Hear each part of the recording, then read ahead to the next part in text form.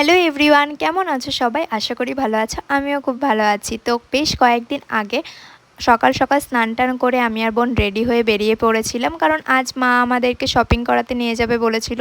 তো আমরা স্টেশনে চলেও এসেছি, আর এই যে আমাদের ট্রেনও ঢুকে গেছে, আর আধ ঘন্টার মধ্যে আমরা কাঁচরাপাড়া পৌঁছেও গেছি। আমরা প্রত্যেক বছর দুর্গাপুজোর শপিংটা কাঁচরাপাড়া থেকেই করি। আর গিয়ে আমার প্রচণ্ড খিদে পেয়ে গেছিলো, তাই জন্য একটা পিৎজা নিয়ে নিয়েছিলাম। আর পিৎজাটা অতি জঘন্য খেতে ছিল, তাও কোনো ব্যাপার না, আমি মনের আনন্দে হেঁটে চলে গেছিলাম শপিং করতে।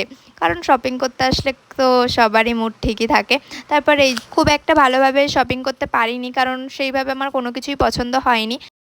আর এই যে আমরা বিরিয়ানি খেতে চলে এসেছিলাম। আমি আর বোন বিরিয়ানি নিয়েছিলাম, আর মা নিয়েছিল চিলি চিকেন আর ফ্রাইড রাইস, যেটা মোটামুটি খেতে ছিল। আমি আর বোন দুজনে একটু টেস্ট করেছিলাম।